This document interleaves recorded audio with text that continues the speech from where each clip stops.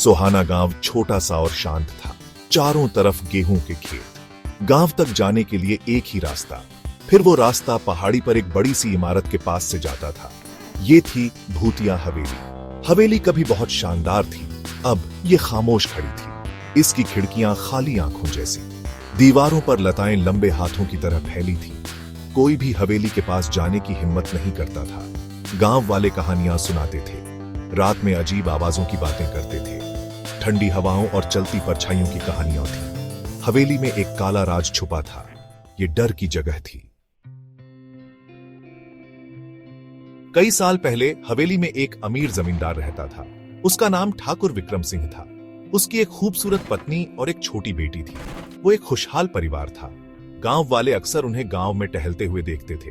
ठाकुर दयालु थे। वो जरूरतमंदों की मदद करते थे। एक मनहूस रात सब बदल गया। डाकुओं के एक झुंड ने हवेली पर हमला कर दिया। वो बेरहम और लालची थे। ठाकुर और उसकी पत्नी मारे गए। उनके शरीर मुख्य हॉल में छोड़ दिए गए। छोटी बेटी गायब हो गई। कुछ कहते हैं कि वो छिप गई, दूसरों का मानना है कि उसे डाकू ले गए। उसकी किस्मत आज तक एक रहस्य बनी हुई है।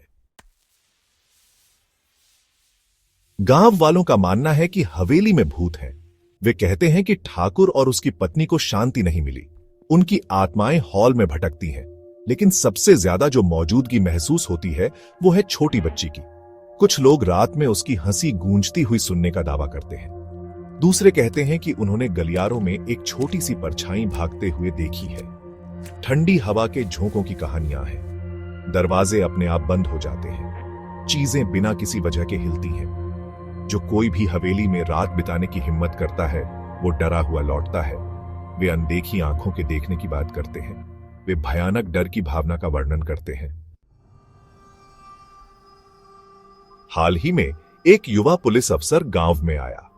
वो एक समझदार आदमी था। उसने हवेली की कहानियों का मजाक उड़ाया। उसने वहां एक रात बिताने का फैसला किया। वो गांव वालों को गलत साबित करना चाहता था। वो उन्हें दिखाना चाहता था कि डरने की कोई बात नहीं है। वो अकेले हवेली में गया। वो सिर्फ एक लालटेन और एक रिवॉल्वर लेकर गया। गांव वालों ने उसे जाते हुए देखा। उनके चेहरों पर डर और उसकी हिम्मत के लिए सम्मान का मिलाजुला भाव था। रात बीत गई, सूरज उग आया, लेकिन अफसर हवेली से बाहर नहीं आया। गांव वालों ने उसका शरीर मुख्य हॉल में पाया। उसकी आंखें दहशत से फैली हुई थीं। उसका चेहरा एक खामोश चीख में जमा हुआ था। मौत का कारण अज्ञात। भूतिया हवेली का रहस्य जारी है।